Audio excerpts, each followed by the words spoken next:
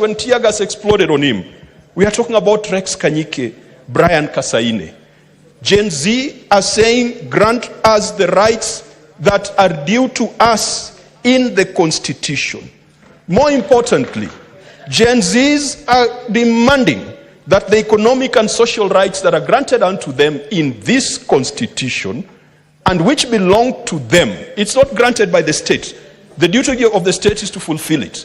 These rights belong to the Gen Zs and to the people of Kenya. Mr. Speaker, you don't need a committee of rocket scientists. You don't need a committee of experts. You don't need people from the United Nations to come and interpret for you this Constitution. The answers to the problems are all here.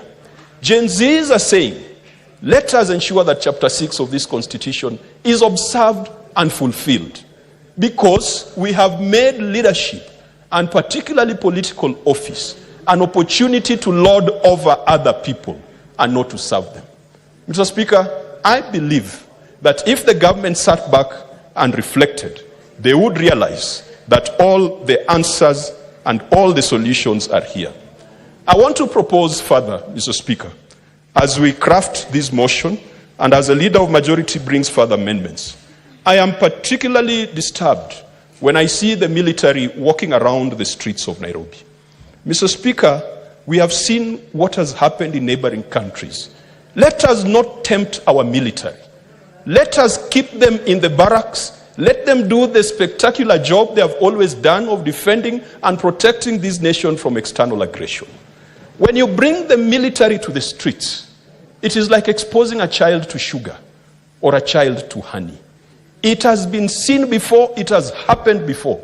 South Sudan, Maine, Mr. Speaker. Sudan was a big economy. It was booming. The agricultural sector, the petroleum and mining sector was booming. Sudan is now in shambles. Ethiopia, Mr. Speaker. Ethiopia was an economy that was competing with Kenya. It was poised to overtake Kenya. Safaricom went into Ethiopia, and Kenyan banks and insurance companies wanted to go into Ethiopia. It was messed up by the military. Our resolution, despite what the High Court has done and what the National Assembly did, let the military take the tanks back to the barracks. That should be a resolution of this House. Number two, Mr. Speaker, I have had some instances of sibling rivalry. Because the Senate is sitting and the National Assembly is in hiding, there are people who are saying, scrap the Senate.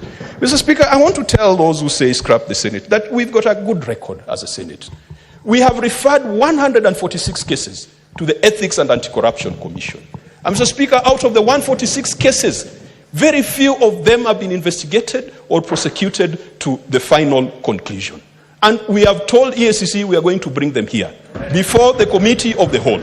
And Mr. Speaker, I want to tell Gen Z, please pay EACC a visit. There is a problem there. You guys need to go and visit and say hello to the EACC, because we have a problem. Mr. Speaker, this House, in terms of accountability, has impeached at least 5 governors. That is 10% of the counties. Can our brothers tell us how many ministers they have impeached? This House has gone to the Supreme Court to seek opinions that has developed jurisprudence in this nation. This House in unison marched to Milimani. And Mr. Speaker, in our march to Milimani, the late Senator Haji, the Senator Gideon Moi, the senators that you could not imagine were the ones who are leading our march to Milimani on the concurrence matter.